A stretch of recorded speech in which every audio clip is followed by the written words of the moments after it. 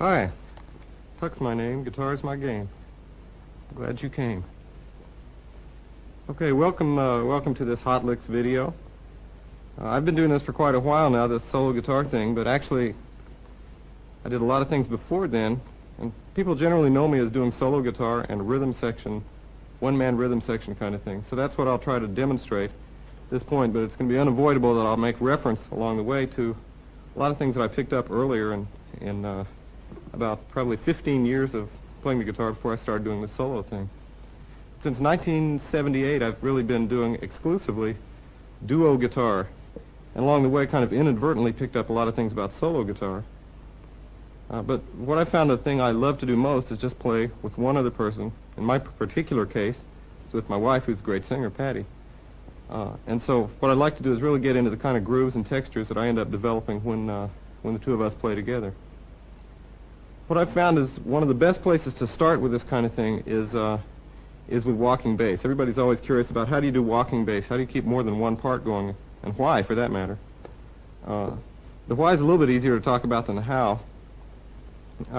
My experience has been that it's a completely different thing. I remember for many years I used to argue with people that I should do this, even though it sounded better to do the various parts independently. with different instruments. And what I found was you could get 3 or 4 people to play what I was playing and to do a better job of it, especially when I started out. And still, it seemed like such a great challenge, I had to keep doing it. And what's finally developed is a different style that sort of stands on its own, even though it's always making reference to the whole bands that I've always listened to and played with. So along the way, one of the things I'll keep coming back to is it's important to listen to the music that you derive this from.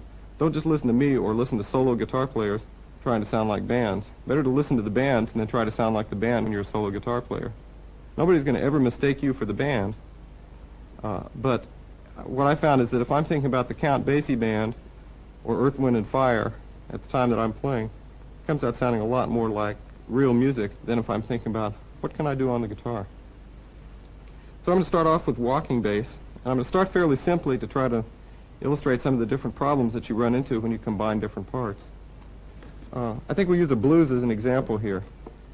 So we're going to do, I guess we should tune first, come to think of it. Let's tune. How about an E? This is E.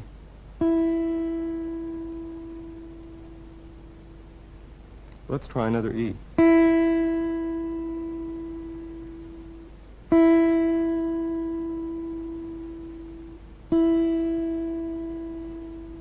Here's an E chord.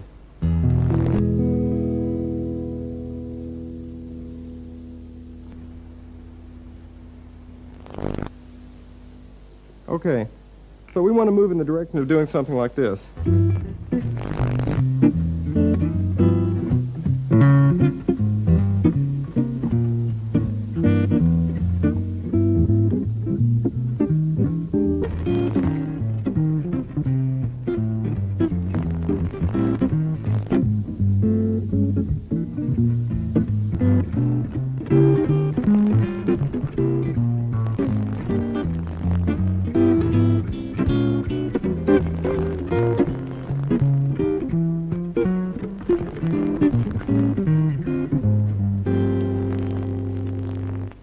Okay, first let's start off just getting a bass line happening and working on independence of feel. That's been my main experience when I've run into a lot of students that have played this style. My main experience has been that they have a tendency to feel the same way whether they're doing the bass line or the chords. It all comes out choppy.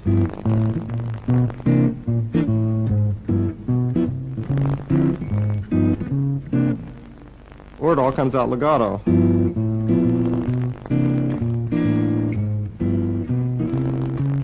Whatever it is, it doesn't come out quite sounding like music, and what I finally came up with was the difference is independence of feel between the two parts. This is the main thing I've learned in solo guitar is you want the different parts to sound like what they're derived from. So the bass line wants to sound like a bass would sound. You wouldn't go around playing a walking bass line sounding like this. You would tend much more to make it legato.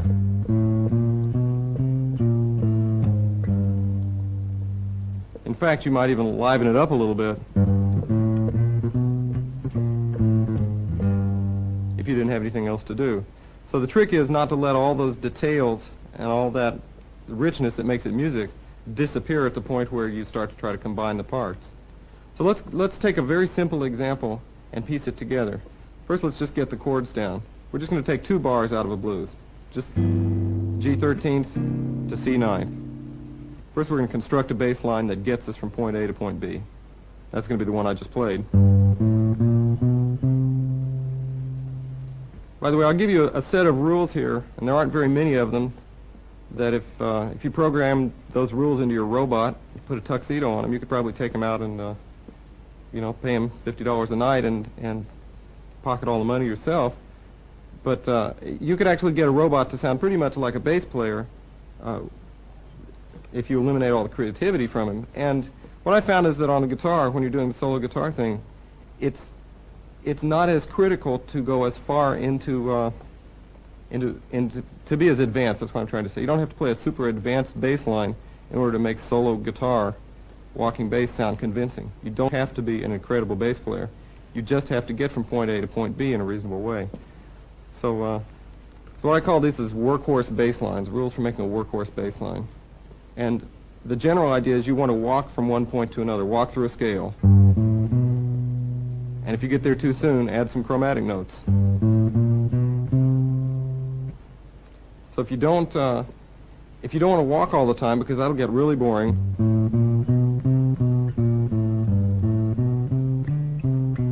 then you can jump around. But in order to sound like you're relating in any way to the chord changes, you want to jump around among notes of the chords.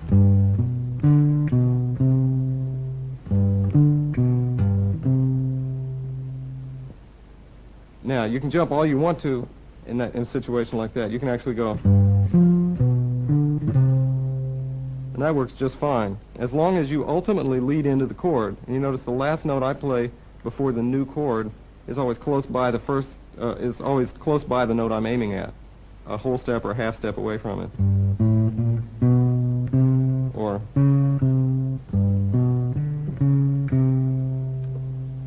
so that alone will get you making a reasonable bass line that works pretty well. Now you want to combine some chords with that. If you're playing the bass line with your first finger, you've only got 3 other fingers around to make the chord, unless you use your thumb somewhere. We won't do that. So let's get this 13th chord with the other 3 fingers. So now we're going to get this. We use the C9 this way. You may find that you want to do this. I'll talk later about reasons you might want to use alternate fingerings. So let's build this up with a very simple rhythm first, which is no rhythm except for the bass.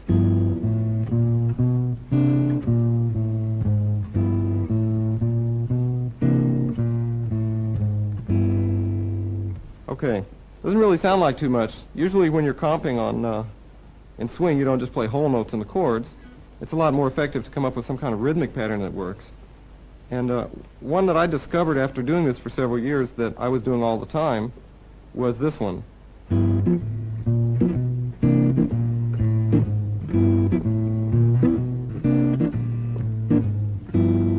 that turns out for some reason to be pretty easy. Now, the trick to this is getting your bass to be legato while you're making the chords nice and staccato. Notice I didn't go.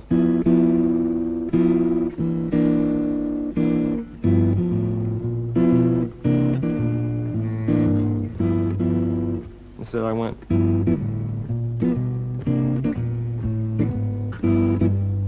But at the same time, the bass was nice and legato underneath.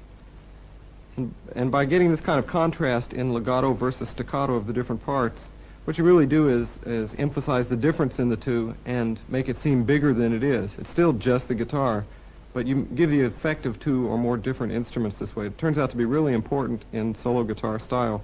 And I think it's one of the places where guitarists' ears just tend to turn off at the point where they're going through all the complexity of working this stuff out in the first place. It's very easy to lose sight of the thing that got you hooked on this idea in the first place, which was getting those sounds out of your instrument that you're used to hearing.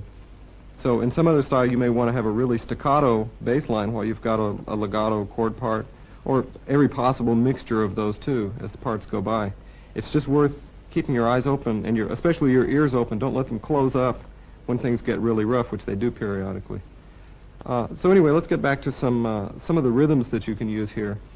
There's not a lot of variety in the bass rhythm.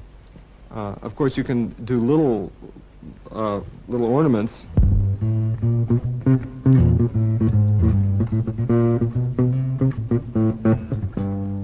So we'll worry about those kinds of things later, but the basic pulse in the bass line is obviously just repeated quarter notes.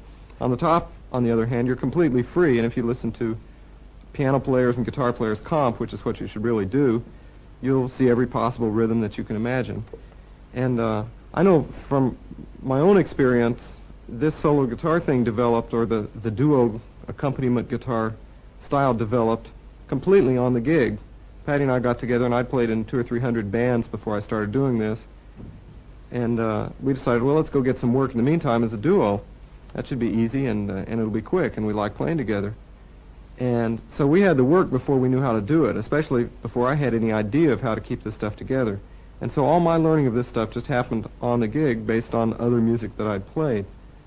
And then later on I started analyzing it, mainly as I started having students who wanted me to break it down. And it was at that point that I discovered certain rhythms that were showing up over and over. But I realized that the rhythms that I'd pulled out just came from the listening that I'd done, whether it was to a Miles Davis quintet or to a big band or whatever it was. I was listening to those different kinds of rhythms. So again, at the risk of overstating this point, you can get some of these ideas from me, and especially you can see how I, as a guitarist, have put them together on the guitar. But don't stick with the kinds of elementary rhythms that I'm suggesting, which would be enough to see you through for a lifetime, really. Instead, listen to the music you love, whether it's coming out of your fingers or somebody else's fingers. Listen to that music and find the kinds of rhythms that really hit you, and then just figure out a way to do it. So let's pretend that the rhythm that you love the very most is one of the ones that I'm about to show you. I mentioned before the one that I discovered after about 2 years that I was playing very consistently, which was this.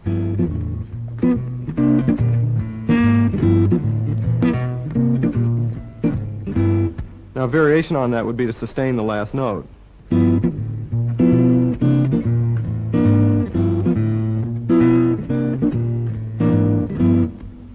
you notice you run into all kinds of fingering problems as you go along. One of the things that always happens is that guitarists who do something a lot make that look very easy, and you don't see all the kinds of things that they've wrestled with along the way. And if you haven't played the style that much, you might find that you're wrestling with all kinds of things that it looks like just somehow magically don't exist for me. And of course, the truth is that I wrestled with all the same things that you're about to or already have yourself. And in many cases, you're going to come up against a decision: do I do it this way or do I do it that way? And for a long time, I had the opinion that you should either do it this way or you should do it that way. And now I've come up with the opinion that you should do it both ways and any other way you can think of. And that way you'll be flexible enough to do it however you want to when the time comes up. And here I'm referring specifically to things like, do you finger the bass line on this string? Or do you put it here? Well, it has a lot to do with what you're going to do with the higher part. Well, the best example I can come up with at the moment has to do with, let's say you're walking back down from this chord. You get to this point. Should you have fingered it here? Or should you have fingered it here? Maybe should you have fingered it this way? You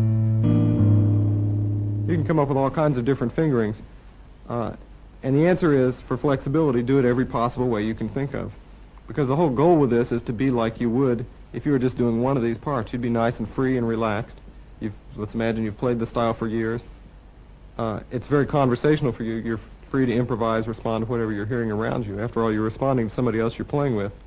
If you're locked into always fingering it the same way, then you don't have that kind of freedom. One of the great things about watching a guitarist like Joe Pass is you can see almost infinite freedom in his fingerings. At any point, he can go from any note to any other note, seemingly anywhere on the neck, and he's not locked into a particular pattern or a particular musical pattern that he's played over and over again. It's all really free. So the argument is to finger these in any way you can. Of course, now when you're just going for it, which is what I did for the first many years that I did this style, get anything you can, and with the fingers that are left over, get anything else that's available, and just good luck, basically. So another rhythm that you can use, and the reason I got off on this was talking about sustained notes. As soon as you get sustained notes, it gets a little bit more difficult because you've got to be moving a bass line around at the same time that you're holding down a chord. And you get into this thing where before you were forcing yourself to be legato in the bass and staccato in the chords. Now you've got a whole different approach going on. The extreme of this would be whole notes like we were talking about before. Okay, now here's an interesting fingering problem. I won't get into too many of these, but how are you possibly going to go and then play a bass line that goes without letting this chord up? Well, there you get into questions of altering your technique, for example, or altering your fingering. Maybe you'll finger it this way, which takes care of all that, but now what are you going to do about that A flat? You don't have any fingers on the other side of this one. Well, you've got your thumb, or Or maybe you'll do this. So you might end up with a crossed finger, or you'll just fake it, you'll lose the chord at that point. But if your concept is you want to hear the whole note ringing, and that's really your musical idea, then it's worth figuring out some way to create that effect. Maybe you'll give up one note in the chord. I gave up the third of the chord, and the chord was just these two notes instead. I lost that note.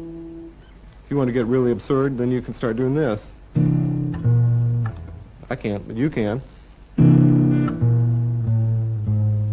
So there's usually some kind of fingering that will solve the problem. Most likely one you haven't thought about, and it'll take you into a kind of strange position. My experience with this style, though, has been I've gotten so flexible with fingerings as a result of having to do this all the time, both in real time and then going home working out little things that repeatedly don't go smoothly, that when it comes time to play with a band and play something like more the normal style of guitar that I was used to before then, I have incredible flexibility in my left hand to just about do any kind of chord voicing I can imagine, all kinds of things that I wouldn't have thought were possible before, or transitions from one chord to another that I wouldn't have imagined being able to pull off, now are really pretty easy to me because I'm just in the habit of working with that all the time. So it has all these kinds of unseen fringe benefits. So let's look at another rhythm or two you could use with this. There's an extremely common rhythm. I've heard it called the Charleston rhythm, this one.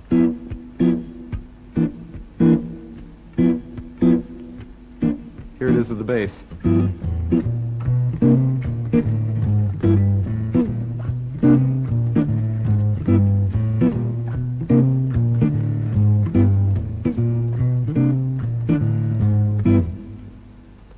Okay.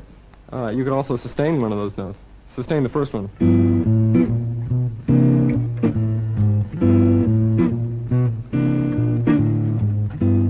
Notice I'm fingering in a different way both times because I'm just doing this in real time, and if I didn't get the fingering right the first time around, I'll change it in order to get the sound I'm looking for the second time.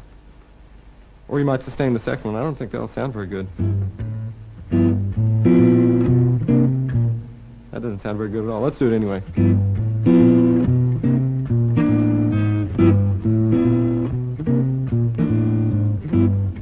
So it's worth looking at sustain also as a way to vary the rhythms that you're doing. It won't end up being a big difference in fingering, but it's a great big difference in sound. Okay, so what you want to do initially, I'm going to back up one step because I've seen some people take to this very quickly, and I've seen some people have a great deal of difficulty with it, and for myself it's been the same thing. Certain rhythms turn out to be very easy for me, and certain ones turn out to be really hard when you get into independence. At the point that you run into one that's difficult, and let's imagine that one of these is difficult for you at this point, then the thing to do is break it down, simplify everything else. And this always applies when you're trying to work on more than one thing at a time. When you think about it, music is comprised of a lot of things all the time, and so this really applies all the time. If what you're working on is too hard, find a way to simplify out some of the variables or some of the issues that you're dealing with so you can focus on the others. In this case, you're really talking about some issues of independence in the right hand. It would be worth doing nothing but this.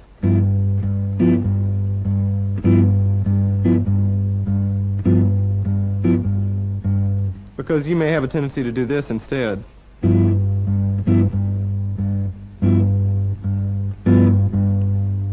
Where the bass line is actually going,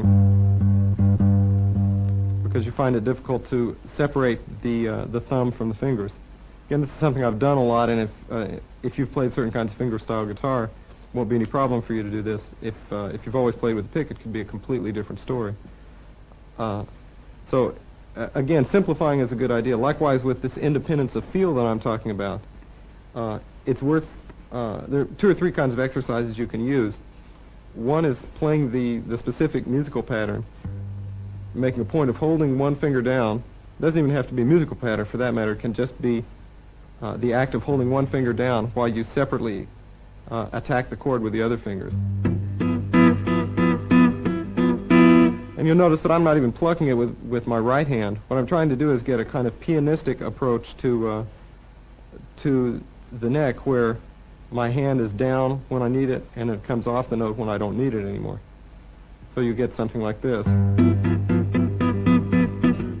Or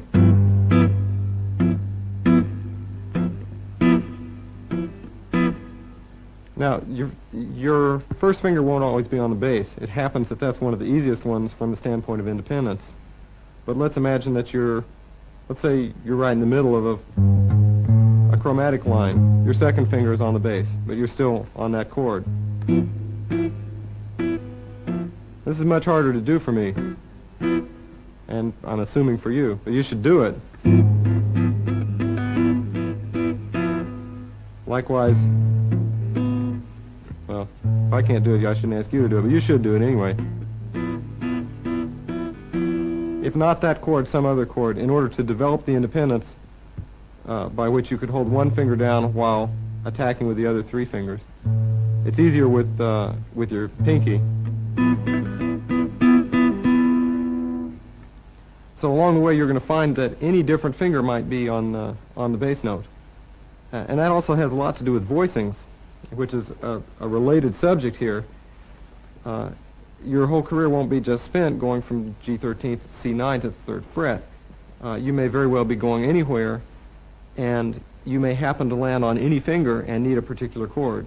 Let's say you're going, and somewhere around in here you decide you want a chord.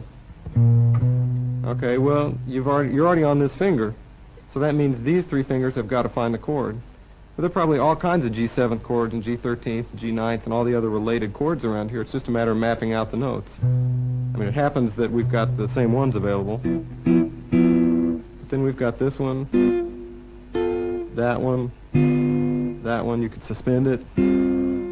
This is all while this is happening in passing.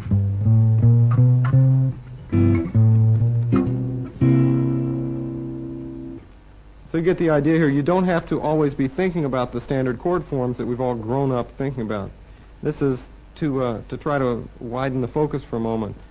This is one of the things that I found plagues guitarists all the time. It certainly did me for a long time, which is a kind of, I guess it's an insular approach to the guitar in that we develop these little islands where we're safe in fingering. You know, I've got this one, I've got one up here, maybe I've got this one. Maybe I even know my inversions, and I've got this one and this one and that one and that one.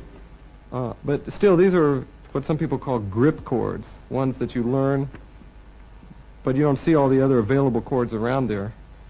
It's worth, especially in connection with this kind of style, it's worth trying to develop all the voicings you can so that you'll be more flexible, like a pianist is. That should be your goal on guitar, to have the kind of flexibility that a pianist would. And the biggest differences are that it's easy to see on the piano and it's easy to play. And those are two pretty big differences. So what I would encourage you to do is, let's say that it's a G7th chord or G9th or G13th. Just try to visualize those notes all up and down the whole fingerboard, every note that you might find in a G dominant chord. So let's say we'll include all those notes. The root, the 9th, the 3rd. We'll skip the 4th because that would be a suspended chord and that's a different sound. The 5th, the 6th or 13th, the dominant 7th. You're back to where you started from. Okay, now you're going to find those on all the strings.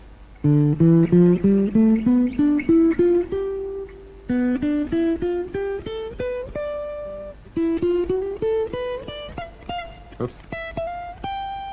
So they're all over the place. Now this is the way a piano player sees quite naturally, because you can see what notes you're playing all the time. Now once you've got those mapped out, and I would suggest that you write it out unless you're really familiar with this, then just start combining notes, work your way up the fingerboard.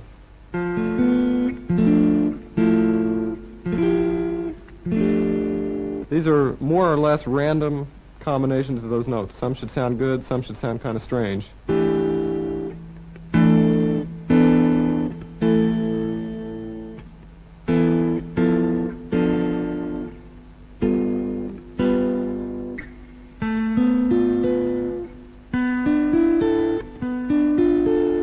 Maybe in doing this process, you might start to see some voicings that you would never have even dreamed of playing, and start thinking about ways you might figure out to actually physically play these. For example, if you happen to come across this combination of notes, functioning as part of the G7th family, then by the time you've gone through this process, you'll be thinking about what are some adjacent notes on one of these strings. Okay?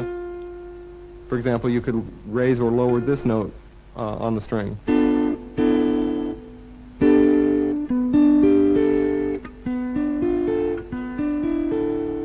But let's say instead you want to raise or lower the top note. Well, raising's not too much of a problem. Lowering is too much of a problem. But you might start thinking about that sound. It might open you up to that sound, and you might say, okay, I want to find some way of getting that sound at some point. Maybe you play it up here. It's a lot easier. So what I'm suggesting is a way of essentially demystifying chords as much as possible. There aren't that many different types of chords on the guitar, and in the space of an afternoon, you can basically work out every conceivable G7th chord that any human being has ever played or ever could play. And then that puts you on a pretty even footing with everybody else. It still comes down to what you're going to do with all of that and whether you can remember any of them. But it's quite remarkable if you use that approach, which I think of as chord maps. I map out all the notes and then just randomly combine them or combine them based on some kind of parallel motion. It's quite remarkable what you can accomplish in a real short time. You're bound to find all kinds of voicings you wouldn't have thought of. So this was a digression along the way, because I was talking about coming up with voicings you can use in this walking bass line thing. The problem with the walking bass line is that at any given point, you might be at any fret with any finger playing the bass line. I mean, chromaticism is at the heart of jazz, and we're talking about more or less a jazz style here. And you're surely not capable enough to plan what you're doing in advance if you're ever going to be an improviser, so much that you can always land on the finger you, in an ideal world, wish you had landed on. So instead, you've got to land on that finger and then make do with what you've got, make the best out of your circumstances. So if I happen to land with my third finger on a B flat and I want a G7th chord because that's what's really going on at that point, chances are very good that I have never fingered a G7th chord that has a B flat in the bass with my third finger, because there isn't one. But on the other hand, there are all kinds of notes all around here that are in the G7th family that I've worked out time and time again because I've been doing this whole chord mapping process that I was just describing a minute ago. And so I land on the third finger and I see, okay, I see all these chords, all these notes in the chords. Well, there's that one. There's that one. Maybe there's this one. Now in context, you're probably saying that sounds horrible, which it does. That's only because the B flat is a passing note in the bass.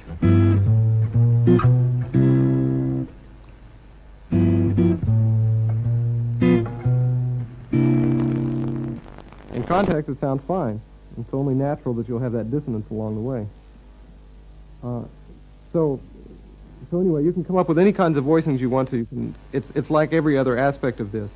You can go as far into it as you want to, or not very far at all, and you can still make all kinds of music with it. One of the beauties of this style is that once you get some of the basics down, you'll find that, as I said before, you don't have to be a great bass player. You also don't have to know every voicing in the world, and you don't have to know every tune in the world to entertain yourself for hours at end, and entertain other people too. Okay. Now I want to extend this idea of rhythms a little bit and talk about a concept of using systematic thinking about rhythms to increase your options here. And specifically, I'm saying that if you break down the components of rhythms, of comping rhythms, we're basically talking about an eighth note pulse.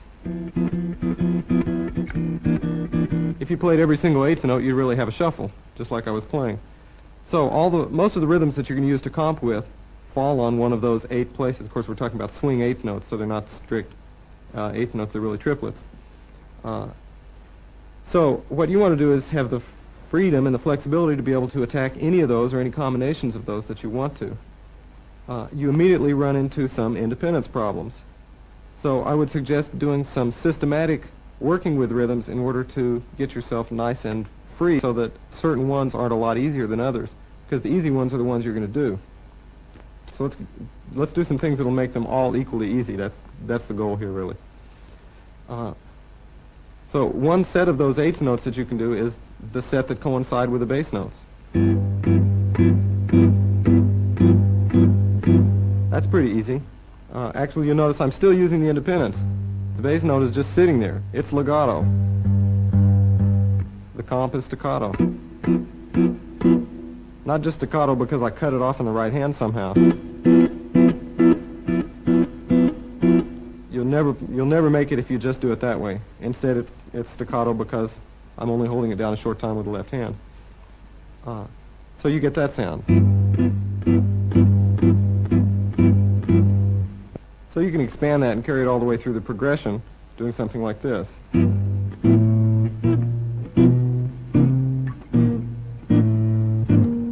You notice it's a little bit difficult for me to keep track of which finger is supposed to be staccato and which one is supposed to be legato. You'll have that same problem, which is one of the reasons you want to slow this down a bit, and exactly one of the reasons that you should do this exercise just like I should have. The other contrasting one would be this.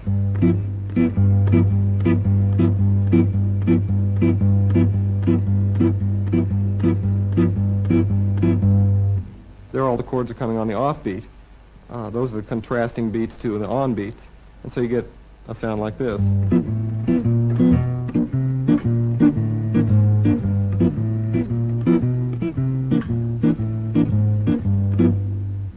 Of course, most rhythms are mixtures of those two things, and that's where you get things like, which is on the beat, off the beat.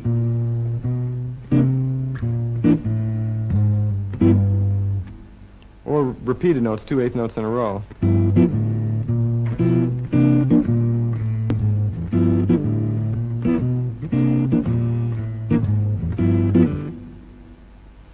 Okay, now what I want to suggest is make up some rhythms that you can run all the way through a set of changes. And you can do this with standard changes or blues or whatever song you're interested in working with. And I look at those as just rhythmic rudiments. What we've been talking about so far are ones that repeat every bar. It's the same rhythm over and over again every bar. You could also have ones that alternate, like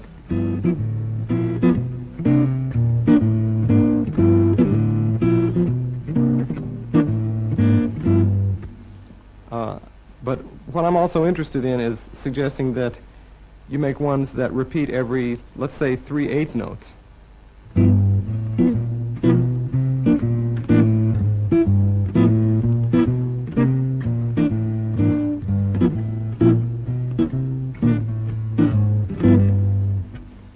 And of course, you're going to run up against all the same kind of fingering problems that you're watching me run up against right now, and do my best to pretend that I can solve in real time.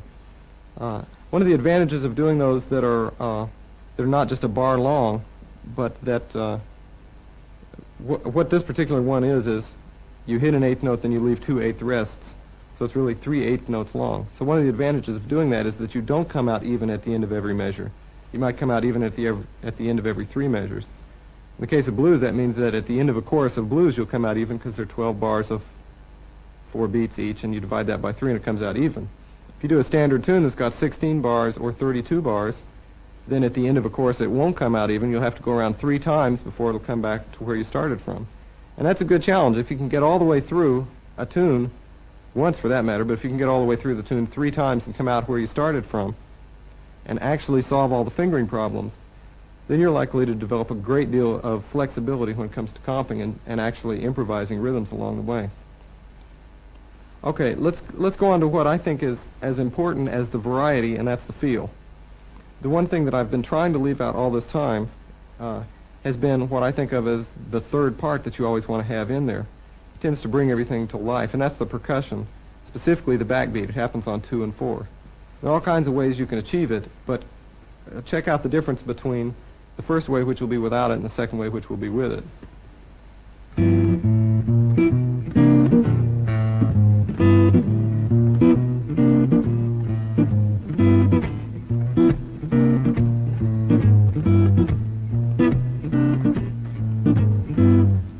We're hoping that the second way sounded more like music to you because it had one of those critical parts, which is the percussion. Okay, so the backbeat is a click on the strings of one sort or another. If you're not doing anything else at the same time, you can do this. I'm just clicking my fingers into a kind of ready position to pluck the next chord. So if you're comping on every other beat, 1 and 3, 1, 2, 3, 4, you'd get this. Of course, you won't be doing that. What you'll be doing is playing a bass line at the same time and doing a syncopated comp. So let's look at the different aspects of that, and then we'll combine them. We're now talking about three parts, by the way. We're talking about the bass, talking about the chords, and we're talking about the backbeat or the percussion. So rather than try to put all three together at the same time, it makes more sense, in line with what I was saying before, to simplify. Take two parts, work it out for the two parts, and then see if we can get the third part in there. Okay. With respect to the bass is happening on every beat. And unfortunately, the comp has to happen at the same time, or unfortunately, the percussion has to happen at the same time as the bass.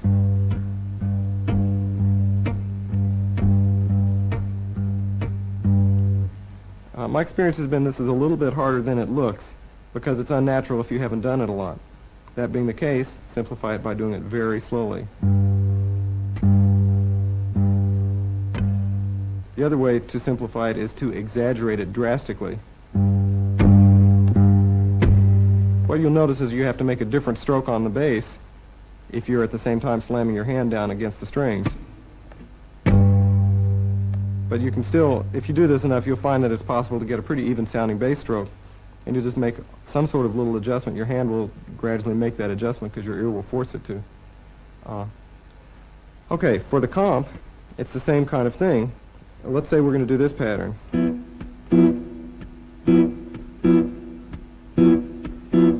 This pattern is a forgiving one because you don't have to comp and do the backbeat at the same time. You can do the comp followed by the backbeat and then the next stroke. So it's 1, 2, 3, 4.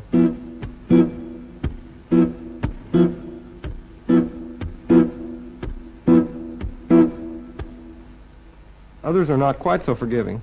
Take the extreme case where you're comping on every quarter note for some reason. Well, how are you possibly going to do a click to mute the strings at the same time as you're hitting a chord? And the answer is, of course, you're not going to do that. Instead, what you're going to do is do a different attack on that chord so that it sounds more percussive. And what I do is something along the lines of this.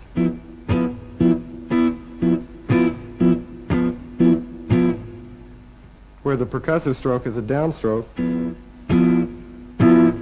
with an open hand. To heighten the percussive effect, I actually do this with my fingers too, a little bit. So instead of just this, it's this. It's both a stroke and an opening and closing of the hand at the same time. So now you've got all the parts grouped in twos. Bass and chords, which we've done before, the bass and the percussion and the chords. Now you want to put them all together.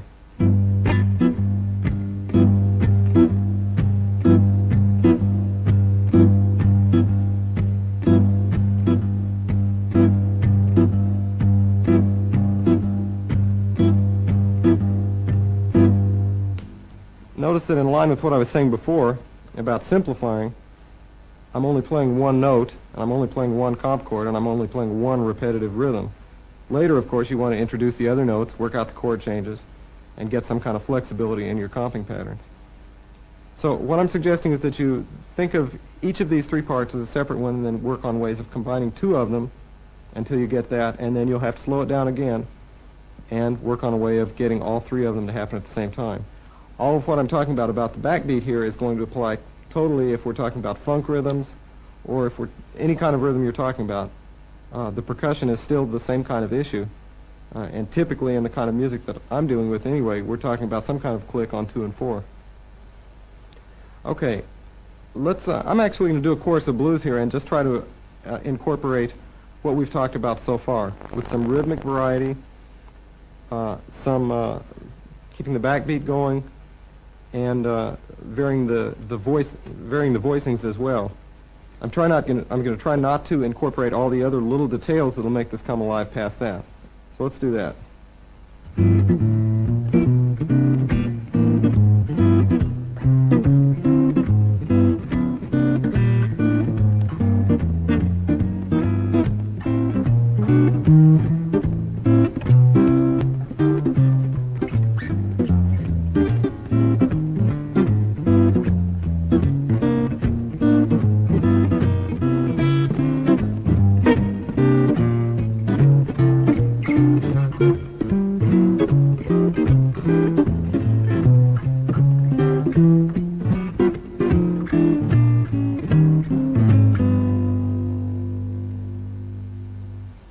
get something that really reminds you of music out of just a few little things like this by putting it together.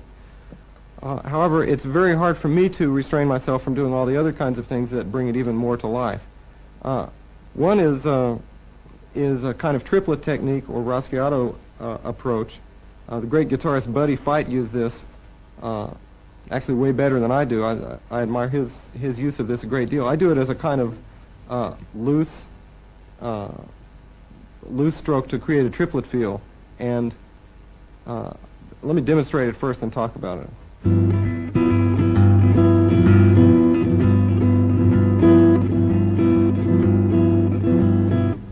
What Buddy did was much more clear articulation on every string.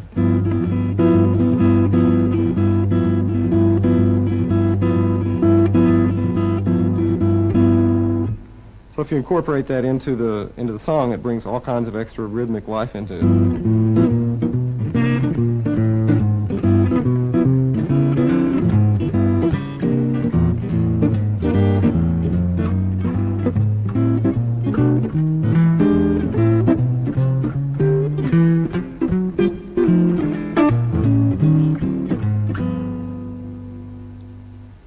Okay, you'll probably find other ways of getting the same effect. That's the one that I use most of the time. The other one is various kinds of triplet rhythms in the comping. Especially on turnarounds is a good place to do this. And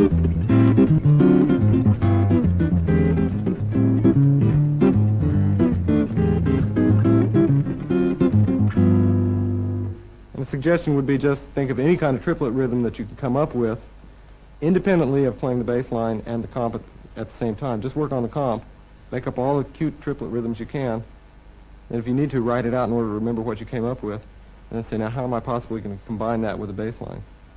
Well, there's a handful of other techniques that I should probably mention here, little details that bring this thing more and more alive, and what I've found is that it becomes a kind of exercise until you finally get everything in there. Once everything's in there, for me at least, it becomes one of the most fascinating things you can do on the guitar, because it's just endlessly challenging, and it's as rich as music can get just out of one instrument. So let me illustrate some of those other ones briefly. One is doing pull-offs in the bass. This is a standard technique you see bass players, upright bass players use. Instead of, you get this.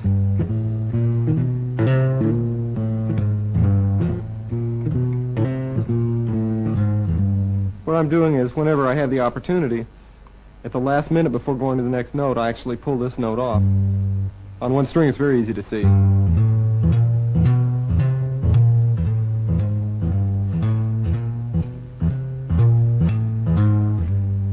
And you don't quite hear that low E note.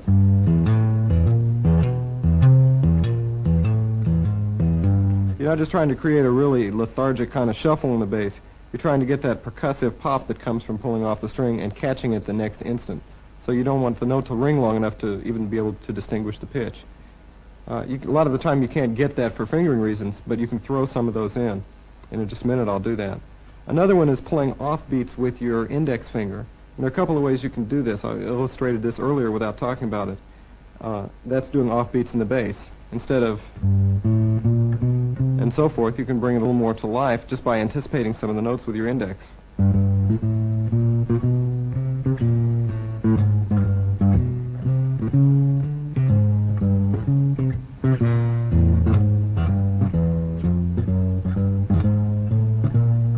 Gives it much more of a sense of life there.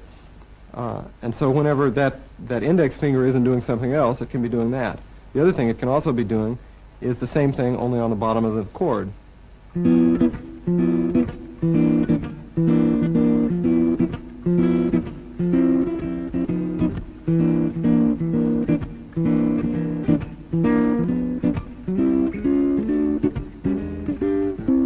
get the idea for that.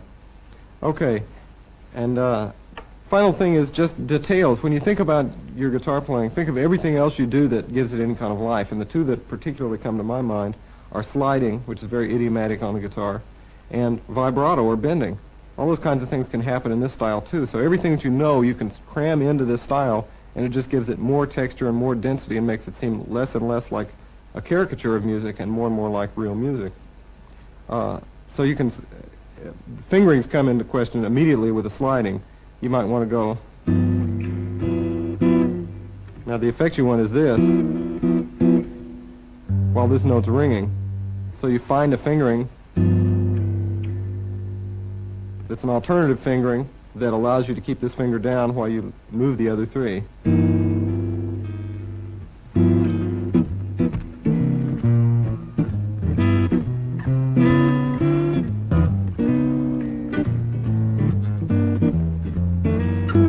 Things like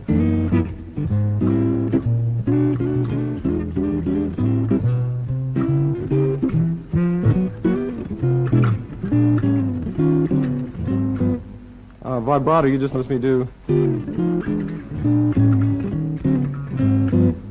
little shakes. So all the different things you know about you can do, including bending.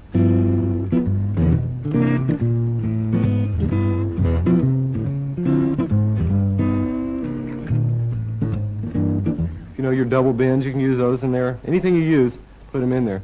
So when you put it all together with the pull-offs over here, and the offbeats in your index finger, and sliding vibrato, anything else you know, you get something that's pretty rich. And so I'll play another couple of courses of this just to try to put it all together for you. We'll see what comes out.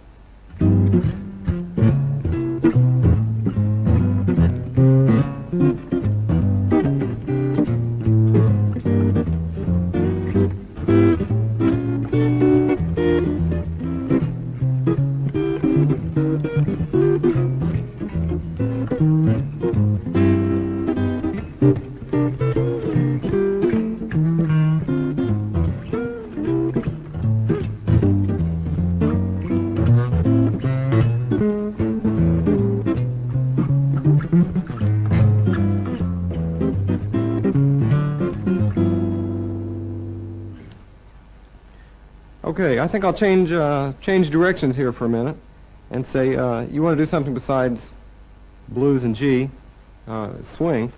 And what I would suggest is work out other styles of music, obviously. And what really got me started doing this was not the traditional jazz stuff in the first place. It was all the years that I spent playing in soul bands and funk bands where we didn't have enough people to go around to cover all the parts, and so I started doing more than one part at once. And I kind of got into the back door of this walking bass thing. Although I'd heard it done a lot, I'd admired Joe Pass for many years, and the great Tommy Crook, whom I grew up listening to in Tulsa, Oklahoma. He was a master of this style. But in fact, it was really in top 40 bands that I learned to do this stuff in the first place. And I'll give you an example of a couple of the kinds of things that I had to deal with back then, and what came of it. Usually it would be funk grooves, really. And I remember a particular one from Betty Wright's Cleanup Woman. And it had 4 really funky guitar parts plus a bass part. And there were only about 3 of us in the band, and one of them was a drummer. He couldn't do any of the parts. And so we ended up trading off and doing all these different parts together. And I remember it was an enormous technical challenge for me, but I learned so much by doing this.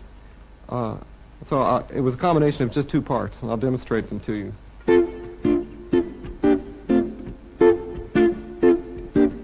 That's part number 1. Notice I'm doing the backbeat in there as we go just to keep time. The other is the bass part.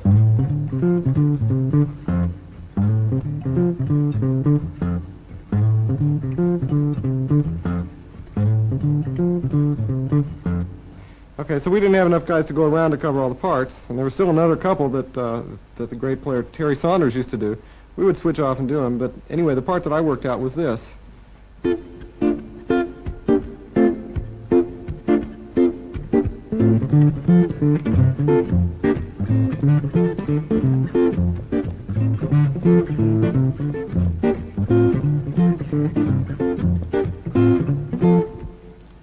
So that's just an example, and we'll include that one in the book so you can figure out how I fingered it. But I guess what I'm getting at is, again, start with real music, whatever that is to you, and figure out how you can take parts out of that and combine them. I used to do little parts like...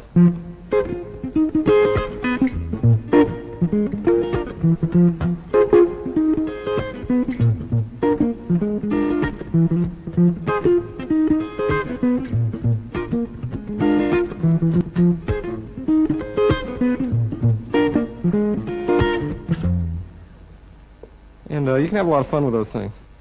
So now now that I'm doing what I'm doing with Patty, of course I have to do the whole band thing, and so it gets a little bit more organized than that. I have to do another part or two on top of it. So with these, unlike the swing thing, once you get it, or in the case of the swing, once you get it, you can just kind of improvise and make it up as you go along. These have a lot more rigid basic parts that you need to work out as independence exercises, and the individual parts are usually a little bit more syncopated, so it can get a little bit confusing. It took me years to realize that I might have saved a lot of time by writing some of those parts out rather than just by trying to keep it all juggling in my head. And so you might find that that's easier to do. I don't usually do that. But I'll demonstrate a couple of them, and I think in both cases I'm going to tune down to a D here. Use that about a third of the time probably.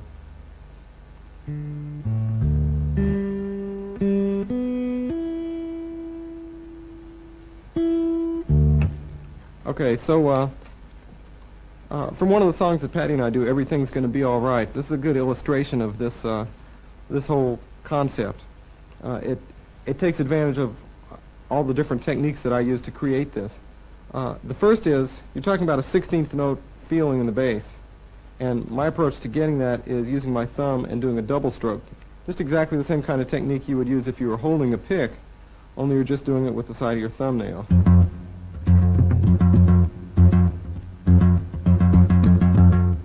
And I'd like to spend just a minute focusing on this because I've found that for many guitarists, this is a rather perplexing technique to get down. And I know for me, it came very slowly. I've seen people get it very quickly. My particular solution to the problem is, in this hand, to actually close my hand up. Instead of playing with a standard classical technique, I close this joint into the hand as far as I can. So you get this. You can see instead of being open like this, it's closed over, and then I open the thumb back up again. So you end up with this instead of that. And the effect of that is that you get a very rigid thumb, which is capable of doing a really strong upstroke. It kind of catches underneath the string. Later I learned to do it just with a standard classical technique, but initially if you lower your thumb into your hand like this, you'll find it'll work really well. Then the downstroke is the traditional stroke, like a rest stroke. The upstroke actually comes out of the guitar and snaps the string a little bit. It's not just an upstroke, it's an outstroke. So you have down as a kind of in-stroke and up as the reversal, which is a kind of outstroke.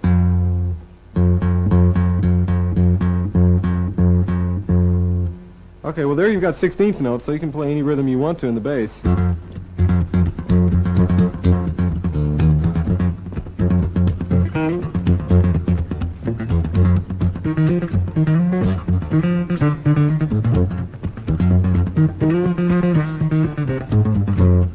Okay, now with a pick that's pretty easy, and with your thumb, as soon as you get the technique, it's just as easy as it is with a pick. The only problem is you can see my hand is waving back and forth, and it's a different issue if you want to play anything on the top at the same time. So what I found was you can, if you use a slightly different technique in the thumb part, then you can get the fingers to do what they want to do, which is play some chords. And I do this either with a kind of open-handed strum or traditional classical plucking. Here's the open-handed strum. Something like that. I'm using just the tips of 2 fingers, could be the tips of 3 fingers, whatever you like. It could even be your pinky. I do it with my pinky sometimes. Or traditional classical technique. Or a combination of those two.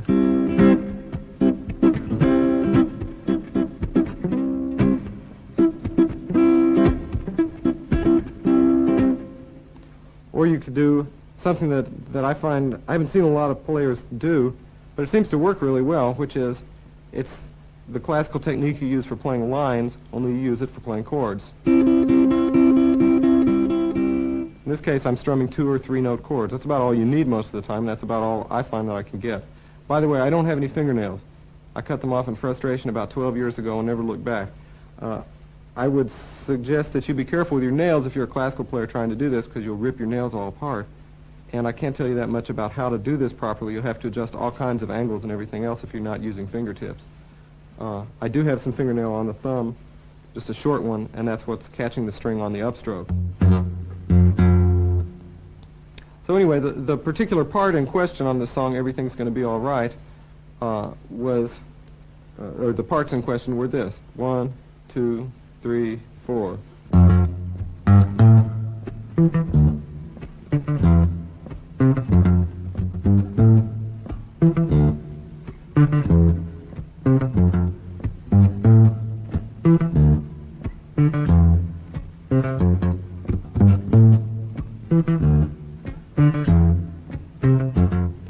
You notice I'm still doing the backbeat. I can't turn that off very easily.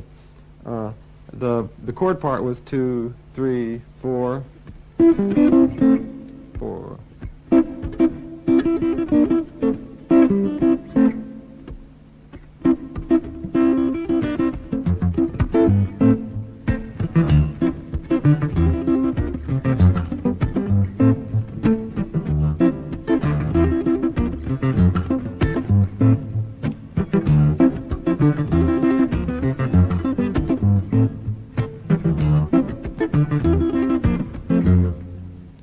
And you notice what I'm doing here is a combination of all those different techniques I was talking about before for hitting chords and the simultaneous down and up strokes in the bass.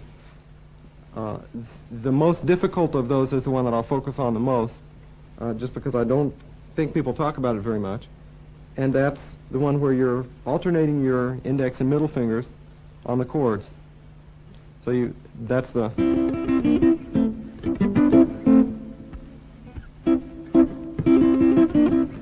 this part. That can theoretically happen at the same time that you're doing down and up strokes with your thumb. It's not particularly comfortable, but you can do it, and I'll do it really slowly to demonstrate it.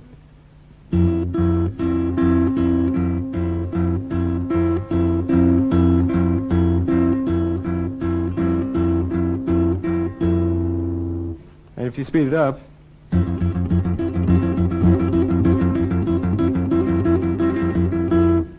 so with freedom like that, where you can do any different syncopation in the bass and in the chords, ultimately you can get the freedom to improvise with this kind of stuff. And that's what I found I've done more and more on a song like this. Originally when I worked it out, it really was very much an exercise, and the most I could do was just keep it together. But at this point it becomes a lot more flexible, and I'll just play a piece of that song, which, by the way, to my ear sounds like Patty's missing, but, you know, she's not here right now, so this is what the guitar part would be, something along these lines, if Patty were singing at the same time.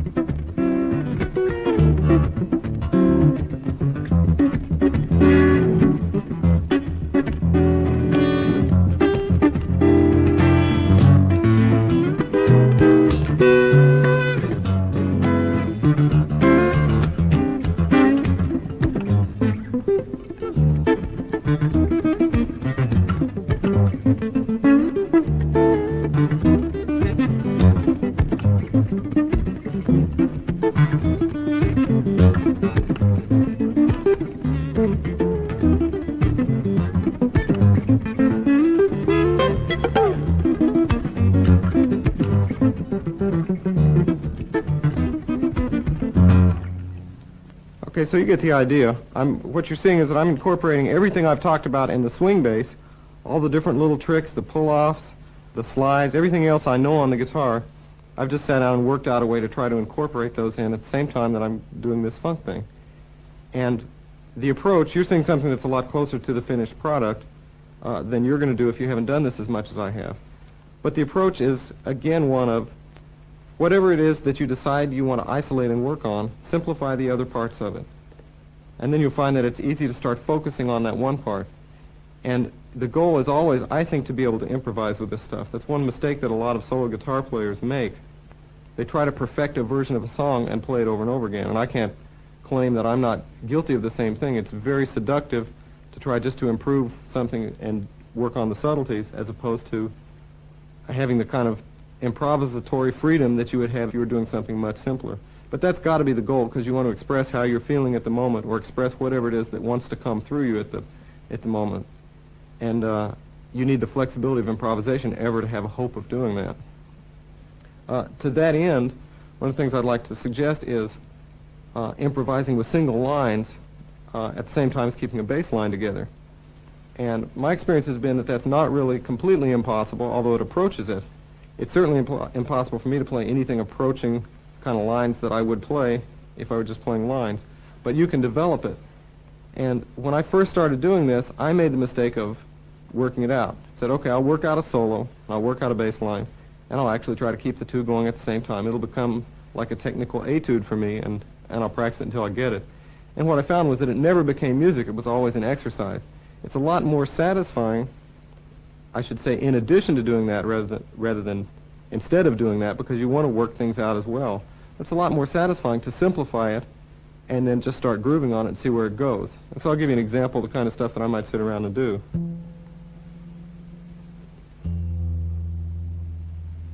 We're back in standard tuning now. Maybe I'll set up the simplest possible bass line first. Might even play it with my thumb.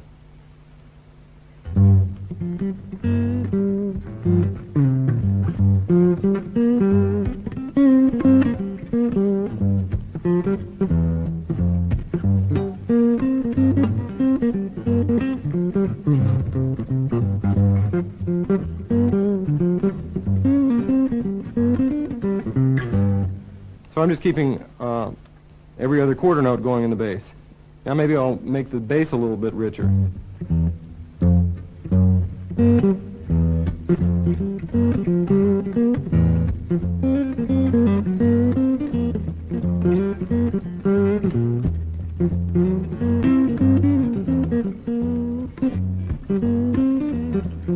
Notice I'm using my thumb all the time in the bass. That's a useful thing to do, although at some point you want to say, don't let yourself do that. See what all you can get out of not using your thumb.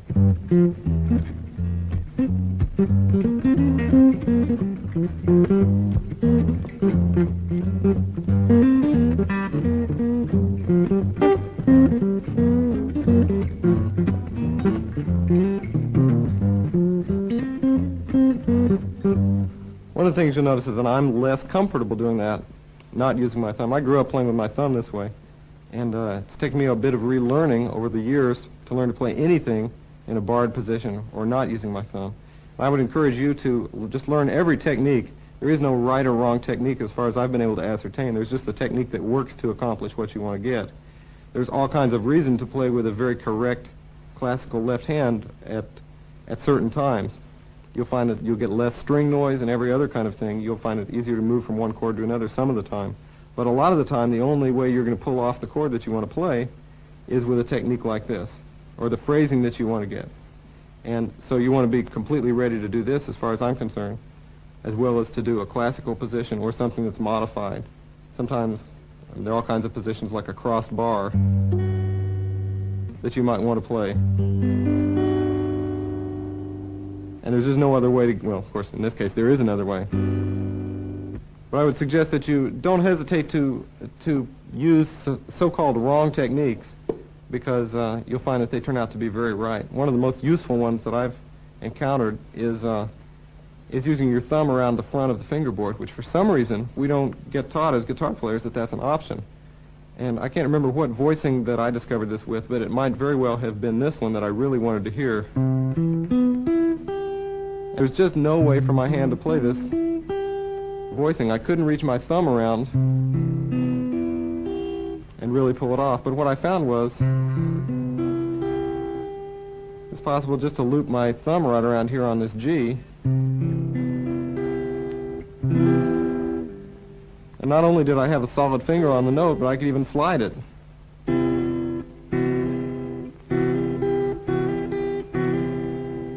So that's just an example. Another one that I came up with was this. Actually, in this, yeah, you couldn't get it in this tuning. You always need a nice 13 sharp 11 chord, don't you? And this is good voicing for it, and it saves you having to try to stretch. It's like a tendonitis chord right there. Much easier just to do this. So again, the suggestion is, I'm not a real specialist in this. If you go to see me play, you're not going to see a lot of chords like that. You'll see a couple of places where I really want the voicing, I'll go to the trouble to get it. What I'm suggesting is, think about unusual ways to attain whatever it is you want to hear. In both cases, those voicings came from sounds that I wanted to hear. I was hearing that arpeggio in my head. I really wanted to hear that chord. I needed it, and therefore I found a solution to it other than retuning the guitar. So this was a digression from the funk standpoint, but really, in a way, it's what the whole funk groove approach is about, because it's making techniques that shouldn't work together. I'll demonstrate one of these others, which is on a groove in B flat. This is also in a drop D tuning.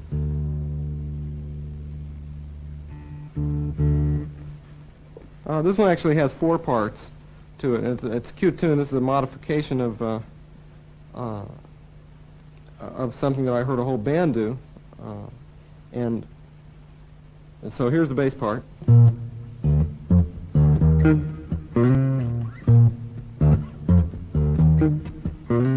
Here's the backbeat.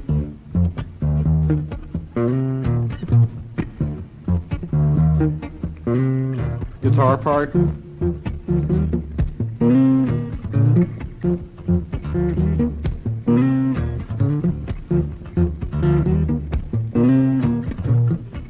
Greatly simplified piano part.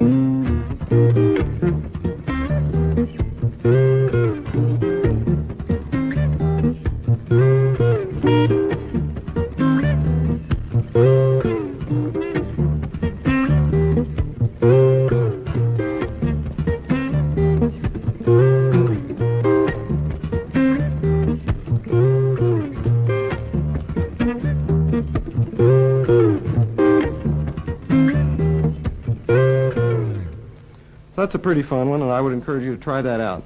Again, in every case, it's just thinking about what a band would do and working out some way to create it, whether it involves double strokes with a thumb or some technique I've never even thought about using.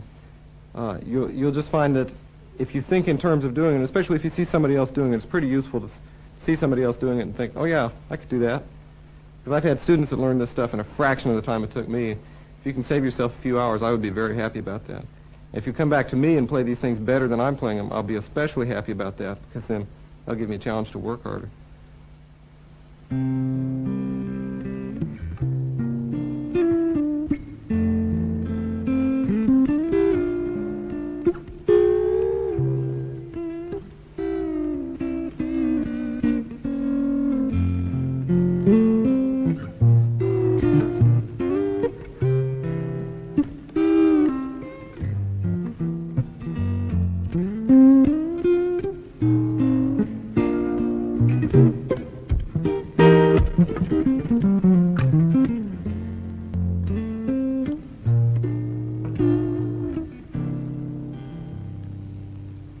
So I'd like to talk just a little bit about chord melody, and what I was just doing was a lot of double bends, just because that's something that's always interested me for a long time.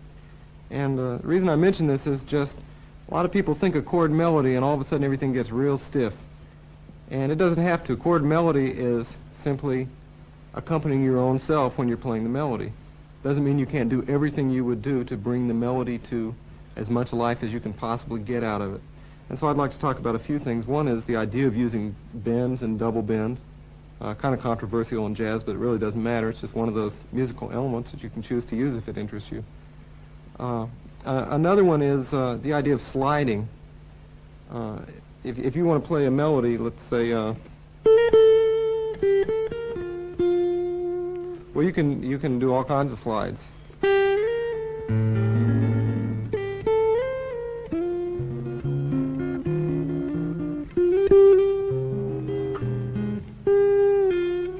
And bends.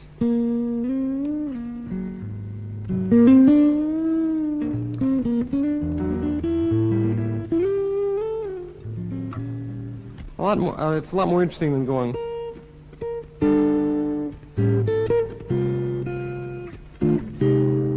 Chord melody is not all just block chords.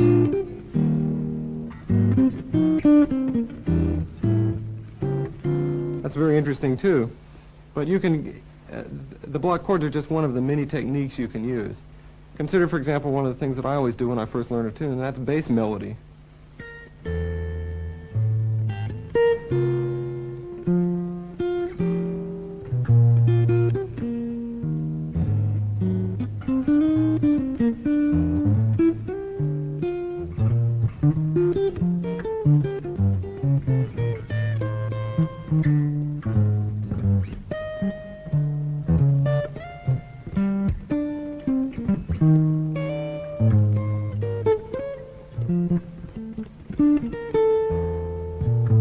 Now from there, it's just a step. Of course, that's a few steps past from nowhere, but what I'm suggesting to eliminate a few steps is first map out where the bass is going to be, where the melody is going to be, and then start trying to bring both of them to life as if you've got a duet going on between two voices as opposed to an academic exercise. So let's pretend that you're there. From there, it's just a step to adding in some other notes, getting the chords in there. But it doesn't have to become block chords. Once you've got the bass and the melody, you don't just have to fill it out with a static block of notes. You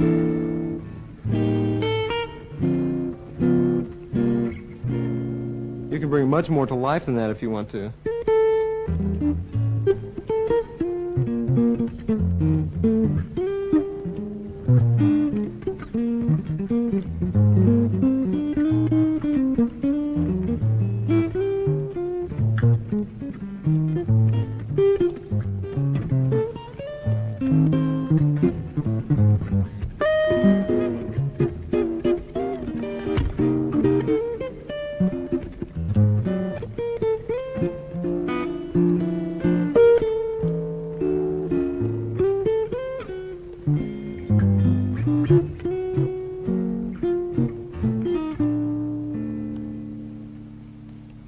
Another thing you can do that I find that particularly brings the melody to life is just letting the melody lead the chord.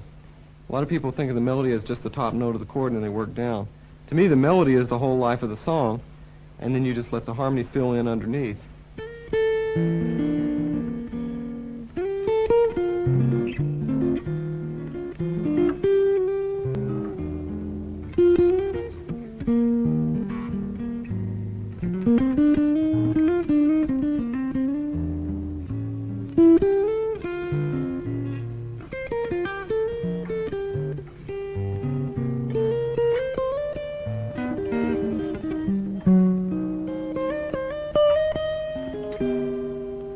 See, in every case, I'm letting the melody determine what happens and then following up with the chords after that. Now, of course, you can make the chords as elaborate as you want to underneath, but one of the things is the more interesting your other parts become, the less anybody's going to notice the melody. This brings up a really important issue when you're doing more than one part at a time, and that's the balance between those different parts. And the model I use to think about it is just a mixing board. You got a fader for each one of the parts. Okay, I'm going to turn up the bass. Let's just fade the melody out a little bit. Get to the point where you can have complete freedom in adjusting those things. And one strong suggestion is if you're trying to make the melody alive, then try just lowering the volume of everything else. So instead of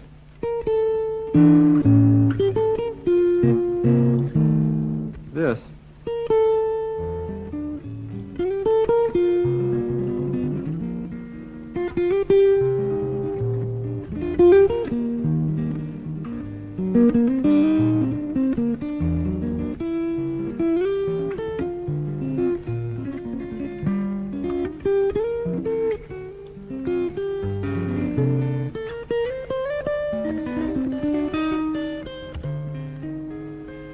you can see what's happening. I'm just trying to keep the focus on the melody there. And you find this is pretty effective when it comes time to have anybody recognize your tune. The more interesting you're going to make some other part, the softer you better play it, or else nobody will notice what you were originally trying to focus on, which is the melody. Also, you notice I'm doing a lot of arpeggiation with my right hand. This is an example of an idea that's very important to me, which is ripping off everything you possibly can from every other musician that you can get a hold of their music. And in this particular case, the musician in question is Sabicas, the great flamenco guitarist. And at some point, a record fell into my hands of Sabicas. and I slowed it down to half speed like I always do with anything that I can't figure out at regular speed. And when I finally figured out that there was just one guy playing the guitar, I was very, very depressed for quite a long time, but at least one of the things that I learned from that was all these ascending and descending arpeggios.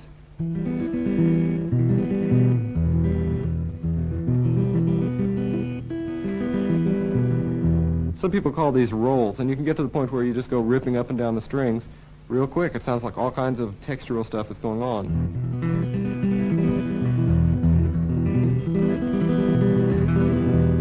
Another one that I don't remember where I stole this one. It could have been Earl Clue, and I don't know where Earl got it, but anyway, here it is. Do it with any finger. Even do it with several fingers. All these things just fill out a kind of well, texture is the word I'm going to use. And again, you'll see as I'm playing a chord melody, I might do that just to bring some texture in underneath the melody.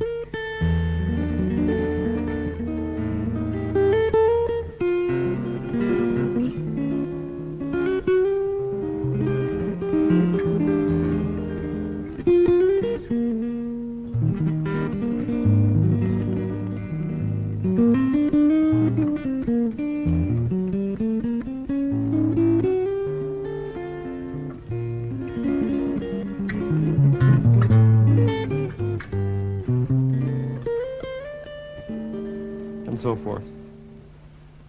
And also you can see I'm doing a lot of inner lines moving underneath the melody. I guess what I'm getting at is that a lot of people think, okay, I've got it worked out as a chord melody. I've worked out a course of this tune, it's fine. Now what do I do? Well, you don't want to say that in music. You want to just say, okay, let's let this tune live and breathe and go through every different kind of variation you could possibly find. What if you played the melody and the bass? What if I can play the melody and the bass?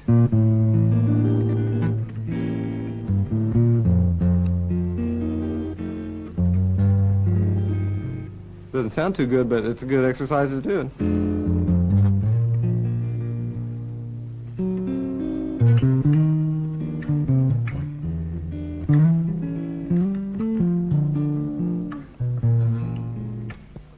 So there's really no end to the ways that you could go about arranging or rearranging a tune. You just want to do it differently every time until you become conversational with it. You can always use your Cleanup Woman riff or any other of your funk riffs as far as I'm concerned. To me, all music is fair game when you're playing any other kind of music. And so I know on a Christmas record that right now I've just recently done, I actually used Cleanup Woman or a little lick from it because I started thinking, well, how am I going to make Rudolph the Red-Nosed Reindeer sound interesting here? And so I figured, well, you know, what about Cleanup Woman? Let's just marry those two, and I came up with something that went like...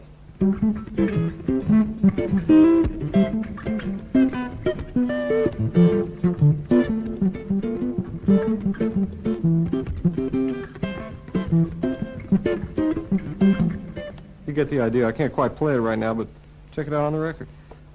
So just mix it and match it. As far as I'm concerned, you should just draw from any source you can and then figure out ways to play things.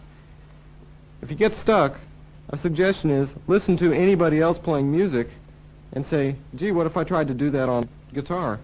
Remember, I listened to Art Tatum one time, who's the incredible piano genius, and there's no way you can do anything Art Tatum did on the guitar. It just all goes by too fast and is just too furious and unbelievable. But on the other hand, you can get all kinds of ideas from him. He's like a textbook of harmony. So if you're running out of ideas for chord substitutions, just randomly put on 3 seconds of Art Tatum anywhere and you'll get all kinds of new ideas. Or in my case, I came up with a texture that I had never thought about. He did these rippling arpeggios full length of the piano, 5, 6 octaves, and in about 10 milliseconds it sounded like to me. And so my little attempt to create that effect on the guitar was just to use this same rippling technique I was talking about before, but just run it on arpeggios all the way up the fingerboard. You can get some really nice sounds that way. You can do it on any kind of song. I can't, but let's see if it works.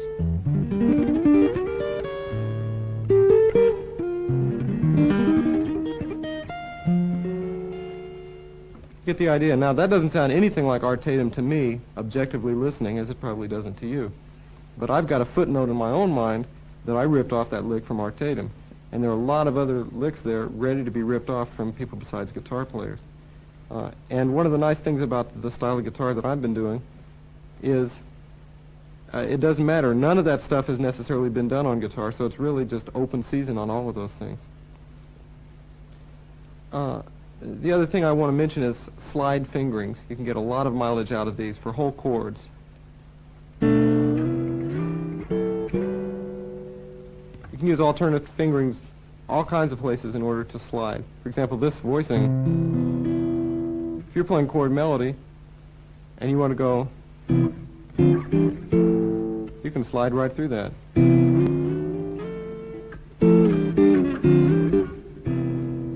So you can get really lyrical things.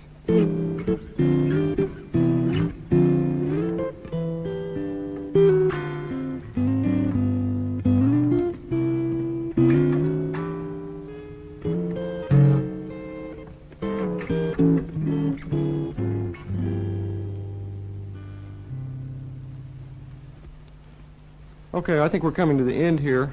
I'd like to thank you for listening and watching. There's no way that we can possibly cover everything. We'll be doing other videos and cover a lot more topics. I'd like to get back to some of these in more depth. But if in any way I've saved you any time or given you any kind of inspiration, I'm really grateful. And finally, I would just say you've got the best guitar teacher in the world right inside you. That's been my experience, which is the voice of your intuition.